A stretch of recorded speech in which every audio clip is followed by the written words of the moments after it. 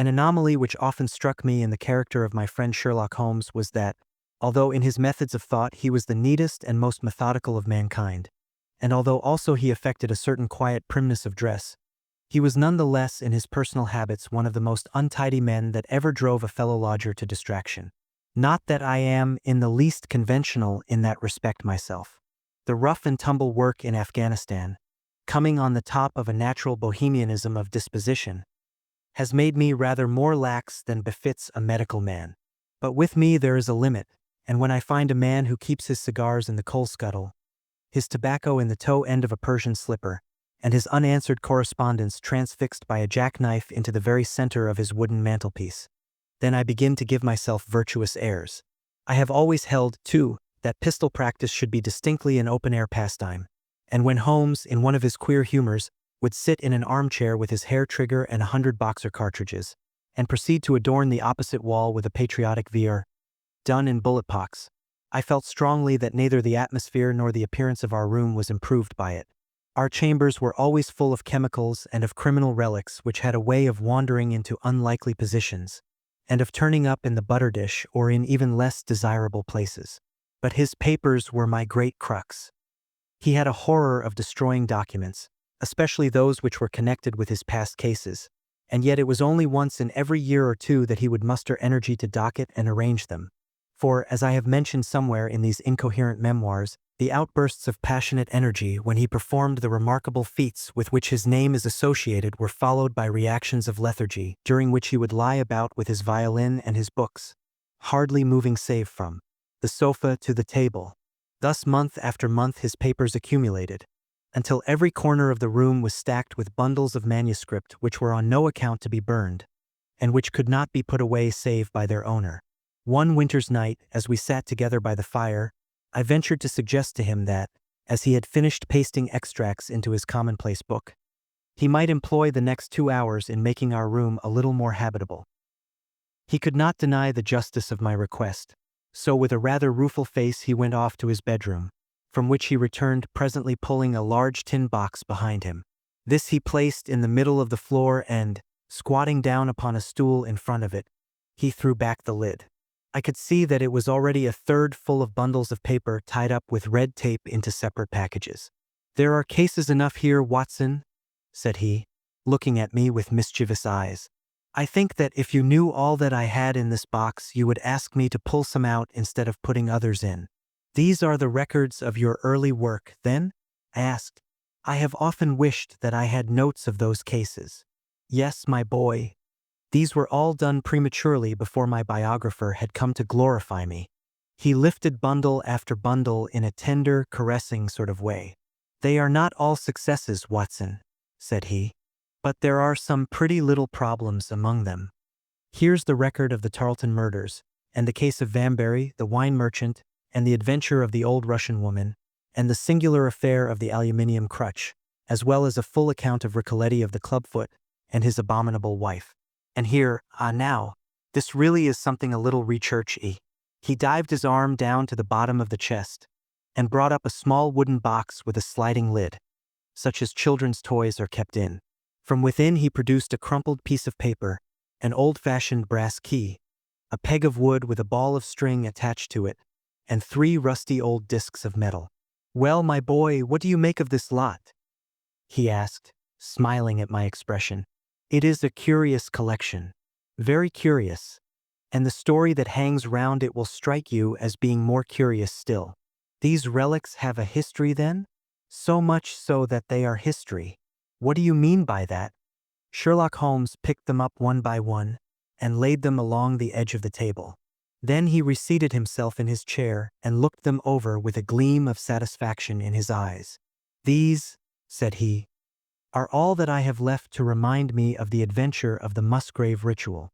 I had heard him mention the case more than once, though I had never been able to gather the details.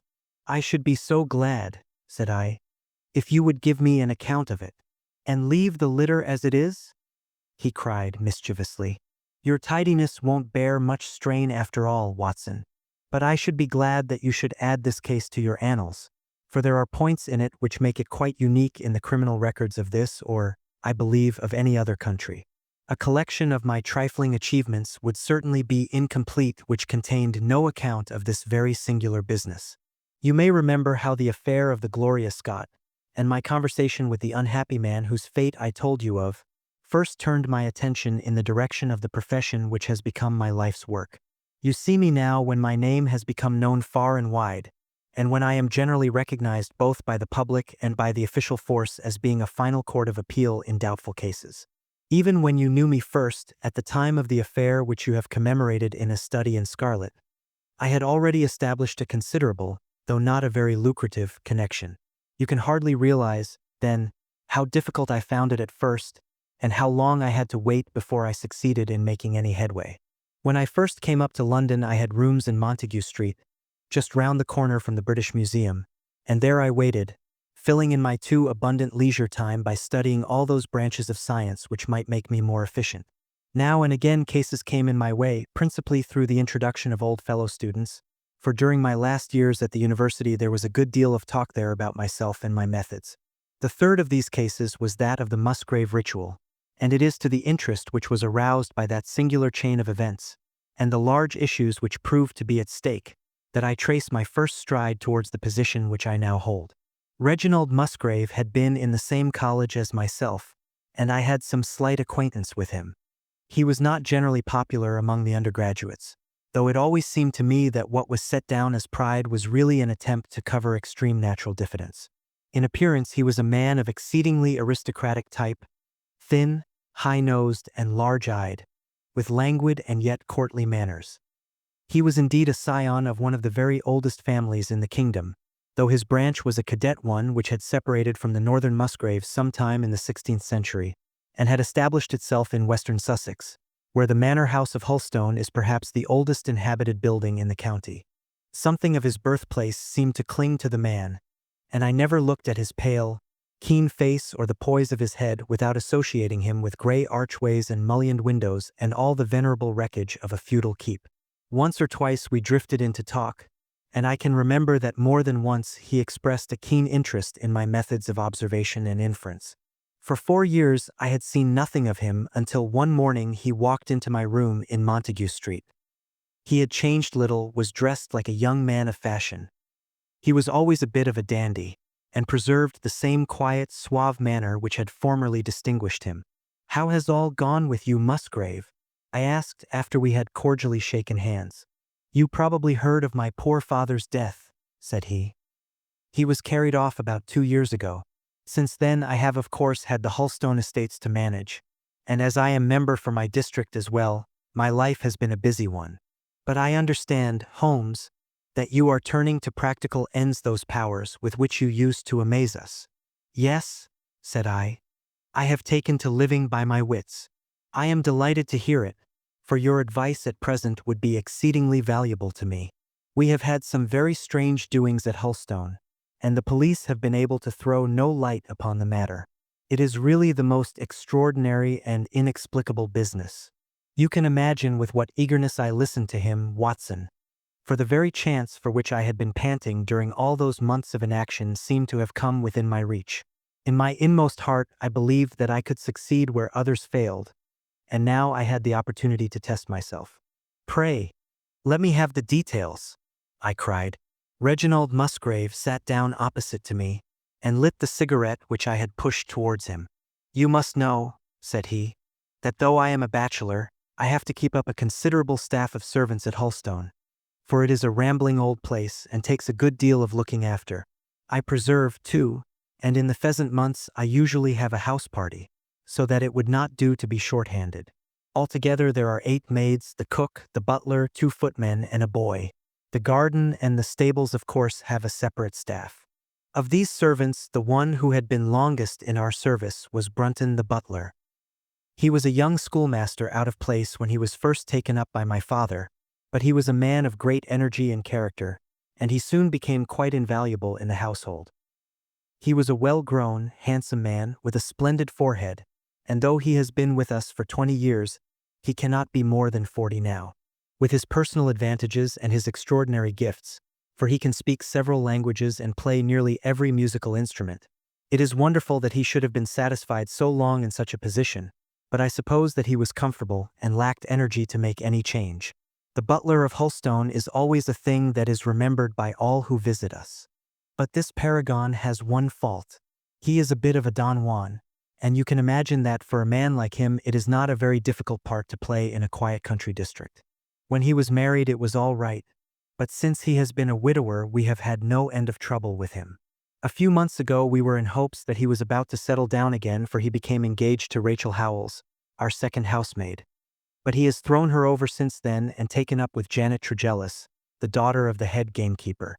Rachel, who is a very good girl, but of an excitable Welsh temperament, had a sharp touch of brain fever and goes about the house now, or did until yesterday, like a black-eyed shadow of her former self. That was our first drama at Hulstone. But a second one came to drive it from our minds, and it was prefaced by the disgrace and dismissal of Butler Brunton. This was how it came about. I have said that the man was intelligent, and this very intelligence has caused his ruin, for it seems to have led to an insatiable curiosity about things which did not in the least concern him. I had no idea of the lengths to which this would carry him, until the merest accident opened my eyes to it. I have said that the house is a rambling one. One day last week, on Thursday night, to be more exact, I found that I could not sleep, having foolishly taken a cup of strong café noir after my dinner. After struggling against it until 2 in the morning, I felt that it was quite hopeless, so I rose and lit the candle with the intention of continuing a novel which I was reading. The book, however, had been left in the billiard room, so I pulled on my dressing gown and started off to get it. In order to reach the billiard room I had to descend a flight of stairs, and then to cross the head of a passage which led to the library and the gun room.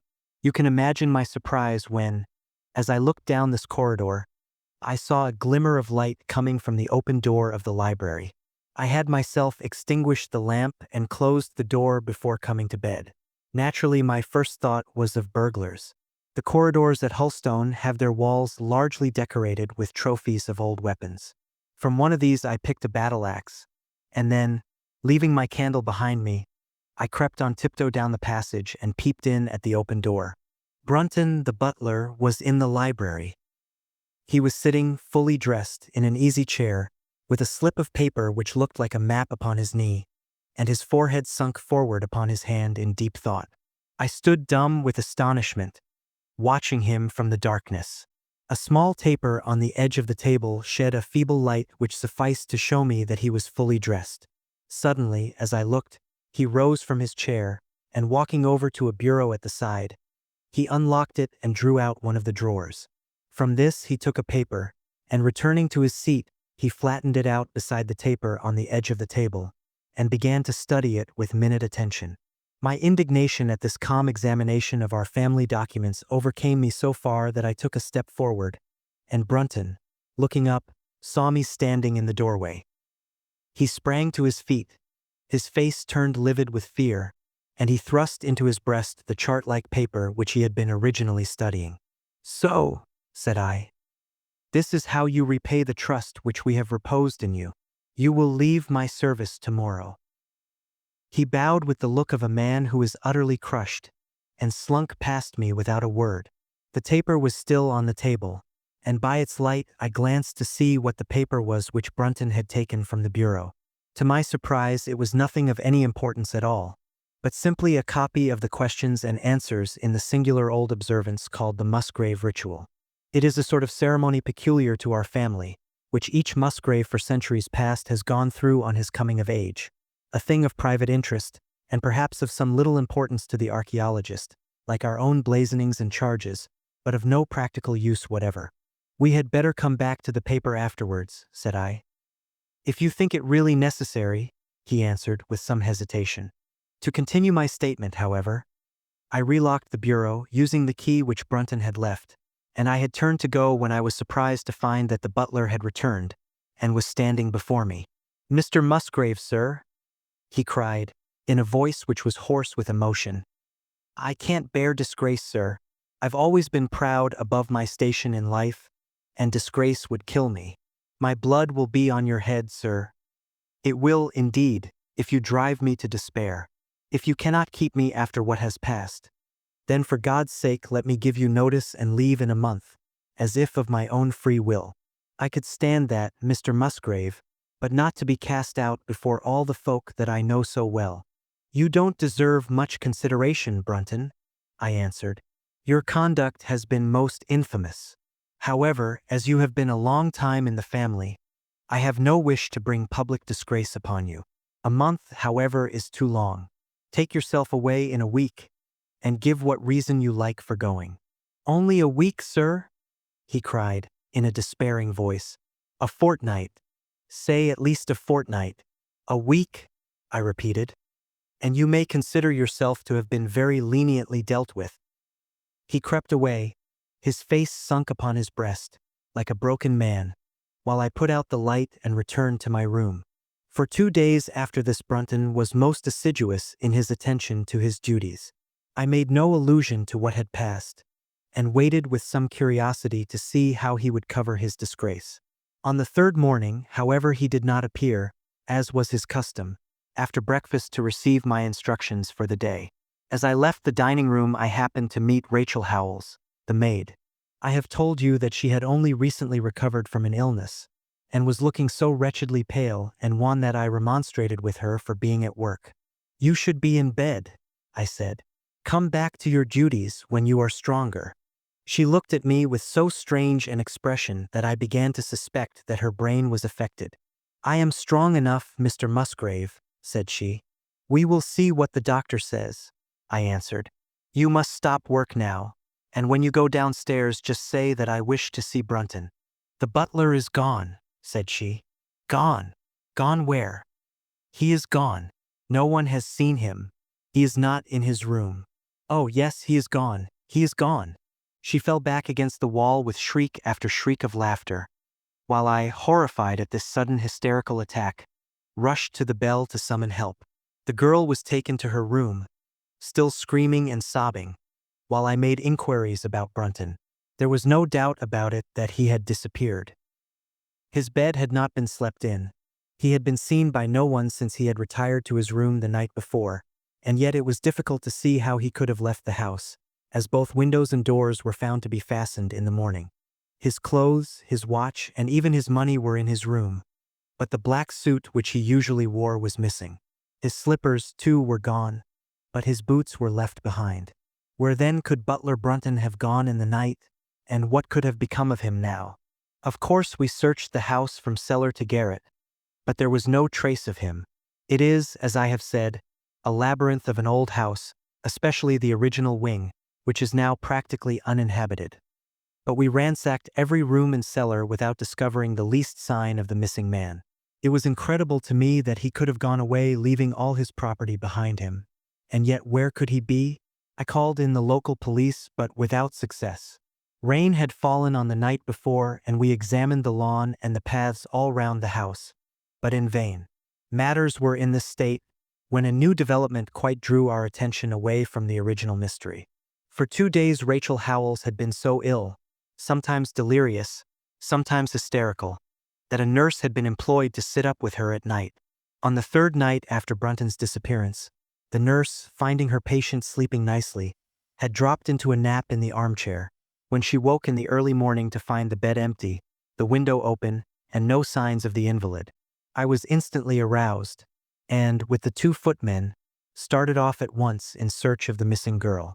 It was not difficult to tell the direction which she had taken, for, starting from under her window, we could follow her footmarks easily across the lawn to the edge of the mere, where they vanished close to the gravel path which leads out of the grounds.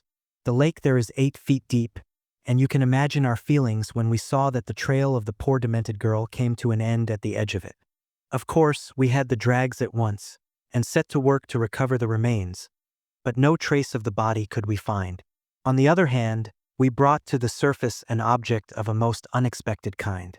It was a linen bag which contained within it a mass of old rusted and discolored metal and several dull-colored pieces of pebble or glass. This strange find was all that we could get from the mere, and, although we made every possible search and inquiry yesterday, we know nothing of the fate either of Rachel Howells or of Richard Brunton. The county police are at their wits' end, and I have come up to you as a last resource. You can imagine, Watson, with what eagerness I listened to this extraordinary sequence of events, and endeavored to piece them together, and to devise some common thread upon which they might all hang. The butler was gone. The maid was gone. The maid had loved the butler, but had afterwards had cause to hate him. She was of Welsh blood, fiery and passionate. She had been terribly excited immediately after his disappearance. She had flung into the lake a bag containing some curious contents. These were all factors which had to be taken into consideration, and yet none of them got quite to the heart of the matter. What was the starting point of this chain of events? There lay the end of this tangled line. "I must see that paper, Musgrave," said I, "which this butler of your thought it worth his while to consult, even at the risk of the loss of his place." "It is rather an absurd business, this ritual of ours," he answered, "but it has at least the saving grace of antiquity to excuse it. I have a copy of the questions and answers here if you care to run your eye over them." He handed me the very paper which I have here, Watson, and this is the strange catechism to which each Musgrave had to submit when he came to man's estate. I will read you the questions and answers as they stand. Whose was it? His who is gone. Who shall have it? He who will come. What was the month? The 6th from the 1st. Where was the sun? Over the oak. Where was the shadow? Under the elm. How was it stepped? North by 10 and by 10, east by 5 and by 5, south by 2 and by 2, west by 1 and by 1, and so under. What shall we give for it? All that is ours. Why should we give it? For the sake of the trust. The original has no date, but is in the spelling of the middle of the 17th century, remarked Musgrave. I am afraid, however, that it can be of little help to you in solving this mystery. At least, said I, it gives us another mystery, and one which is even more interesting than the first. It may be that the solution of the one may prove to be the solution of the other. You will excuse me, Musgrave, if I say that your butler appears to me to have been a very clever man, and to have had a clearer insight than 10 generations of his masters. I hardly follow you, said Musgrave. The paper seems to me to be of no practical importance. But to me it seems immensely practical, and I fancy that Brunton took the same view. He had probably seen it before that night on which you caught him. It is very possible. We took no pains to hide it. He simply wished, I should imagine, to refresh his memory upon that last occasion. He had, as I understand, some sort of map or chart which he was comparing with the manuscript, and which he thrust into his pocket when you appeared. That is true. But what could he have to do with this old family custom of ours? And what does this rigmarole mean? I don't think that we should have much difficulty in determining that, said I. With your permission we will take the first train down to Sussex, and go a little more deeply into the matter upon the spot. The same afternoon saw us both at Hulstone. Possibly you have seen pictures and read descriptions of the famous old building, so I will confine my account of it to saying that it is built in the shape of an L, the long arm being the more modern portion, and the shorter the ancient nucleus from which the other had developed. Over the low, heavily linteled door, in the center of this old part, is chiseled the date, 1607, but experts are agreed that the beams and stonework are really much older than this. The enormously thick walls and tiny windows of this part had in the last century driven the family into building the new wing, and the old one was used now as a storehouse and a cellar, when it was used at all. A splendid park with fine old timber surrounds the house, and the lake, to which my client had referred, lay close to the avenue, about 200 yards from the building. I was already firmly convinced, Watson, that there were not 3 separate mysteries here, but one only, and that if I could read the Musgrave Ritual aright I should hold in my hand the clue which would lead me to the truth concerning both the butler Brunton and the maid Howells. To that, then, I turned all my energies. Why should this servant be so anxious to master this old formula? Evidently because he saw something in it which had escaped all those generations of country squires, and from which he expected some personal advantage. What was it then, and how had it affected his fate? It was perfectly obvious to me, on reading the ritual, that the measurements must refer to some spot to which the rest of the document alluded, and that if we could find that spot, we should be in a fair way towards finding what the secret was which the old Musgraves had thought it necessary to embalm in so curious a fashion. There were 2 guides given us to start with, an oak and an elm. As to the oak there could be no question at all. Right in front of the house, Upon the left-hand side of the drive, there stood a patriarch among oaks, one of the most magnificent trees that I have ever seen. "That was there when your ritual was drawn up," said I as we drove past it. "It was there at the Norman conquest in all probability," he answered. "It has a girth of 23 feet. Here was one of my fixed points secured." "Have you any old elms?" I asked. "There used to be a very old one over yonder, but it was struck by lightning 10 years ago, and we cut down the stump. You can see where it used to be?" "Oh, yes. There are no other elms?" "No old ones, but plenty of beeches. I should like to see where it grew." We had driven up in a dog-cart, and my client led me away at once, without our entering the house, to the scar on the lawn where the elm had stood. It was nearly midway between the oak and the house. My investigation seemed to be progressing. "I suppose it is impossible to find out how high the elm was?" I asked. "I can give you it at once. It was 64 feet. "How do you come to know it?" I asked in surprise. "When my old tutor used to give me an exercise in trigonometry, it always took the shape of measuring heights. When I was a lad, I worked out every tree and building in the estate. This was an unexpected piece of luck. My data were coming more quickly than I could have reasonably hoped." "Tell me," I asked, "did your butler ever ask you such a question?" Reginald Musgrave looked at me in astonishment. "Now that you call it to my mind," he answered, "Brunton did ask me about the height of the tree some months ago, in connection with some little argument with the groom. This was excellent news, Watson, for it showed me that I was on the right road. I looked up at the sun. It was low in the heavens, and I calculated that in less than an hour it would lie just above the topmost branches of the old oak. One condition mentioned in the ritual would then be fulfilled, and the shadow of the elm must mean the farther end of the shadow, otherwise the trunk would have been chosen as the guide. I had, then, to find where the far end of the shadow would fall when the sun was just clear of the oak. That must have been difficult, Holmes, when the elm was no longer there. Well, at least I knew that if Brunton could do it, I could also. Besides, there was no real difficulty. I went with Musgrave to his study and whittled myself this peg, to which I tied this long string with a knot at each yard. Then I took 2 lengths of a fishing rod, which came to just 6 feet, and I went back with my client to where the elm had been.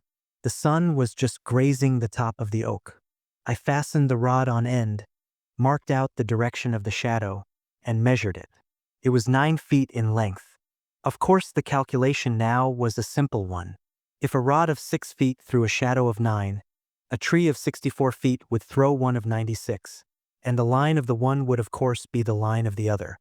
I measured out the distance, which brought me almost to the wall of the house, and I thrust a peg into the spot. You can imagine my exultation, Watson, when within 2 inches of my peg I saw a conical depression in the ground. I knew that it was the mark made by Brunton in his measurements, and that I was still upon his trail.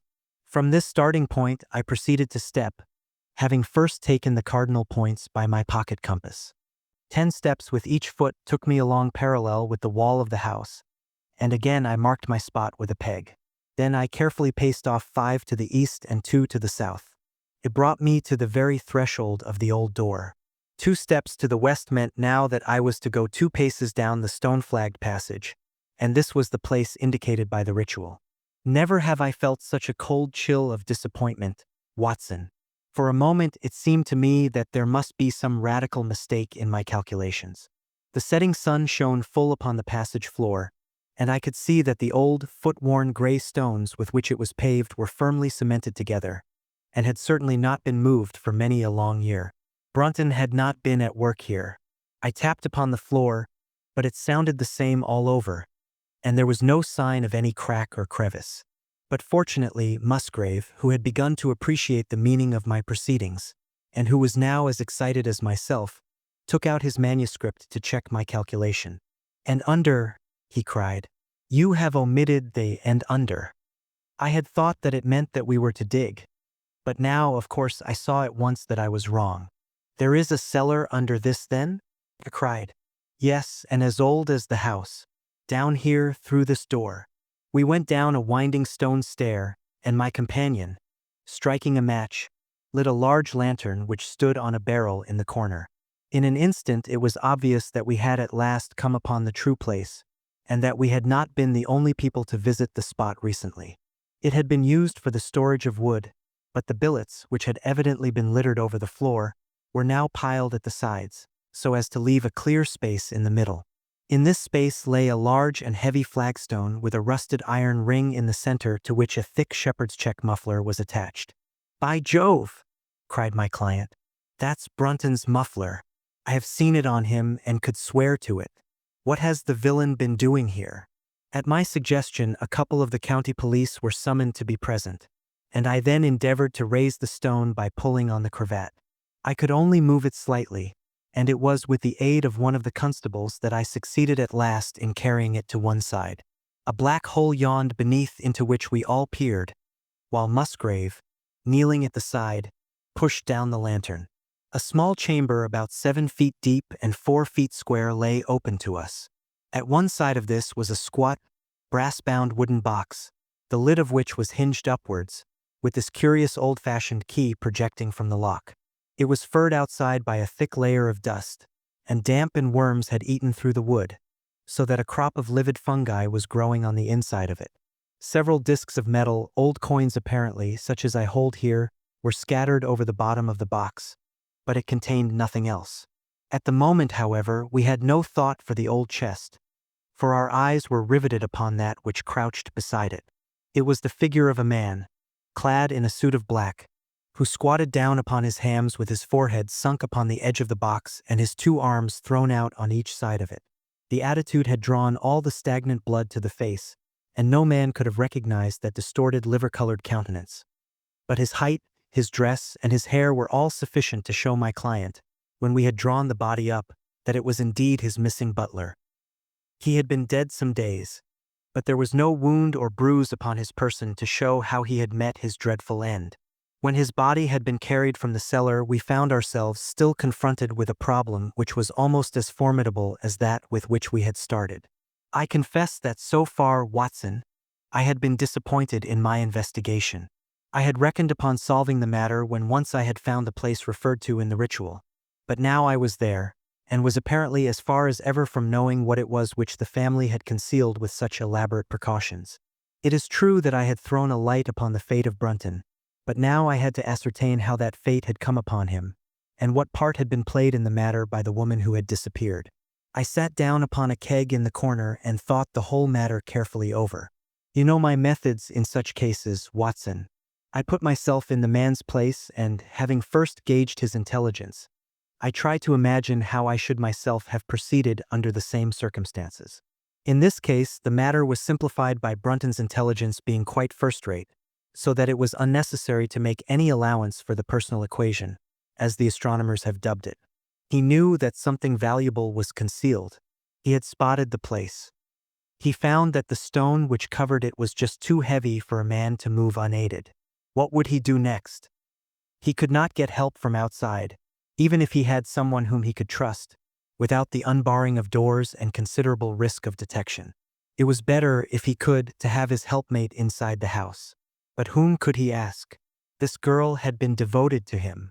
A man always finds it hard to realize that he may have finally lost a woman's love, however badly he may have treated her. He would try by a few attentions to make his peace with the girl Howells, and then would engage her as his accomplice. Together they would come at night to the cellar, and their united force would suffice to raise the stone. So far I could follow their actions as if I had actually seen them. But for 2 of them, and one a woman, it must have been heavy work, the raising of that stone.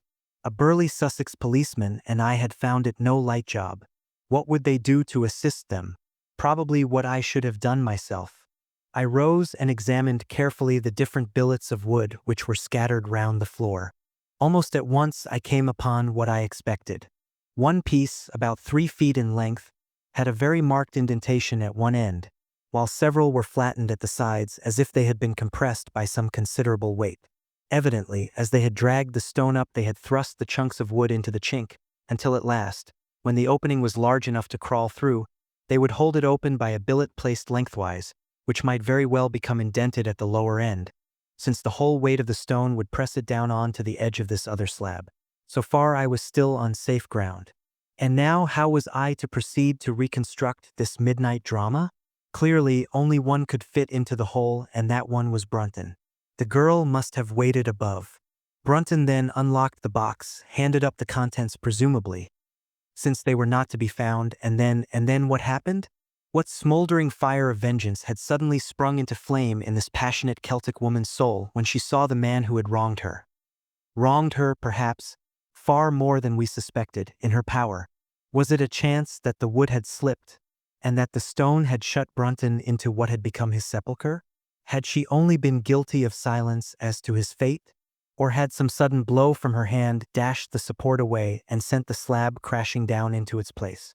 Be that as it might, I seemed to see that woman's figure still clutching at her treasure trove and flying wildly up the winding stair, with her ears ringing perhaps with the muffled screams from behind her and with the drumming of frenzied hands against the slab of stone which was choking her faithless lover's life out. Here was the secret of her blanched face, her shaken nerves, her peals of hysterical laughter on the next morning. But what had been in the box? What had she done with that? Of course, it must have been the old metal and pebbles which my client had dragged from the mere. She had thrown them in there at the first opportunity to remove the last trace of her crime. For 20 minutes I had sat motionless, thinking the matter out.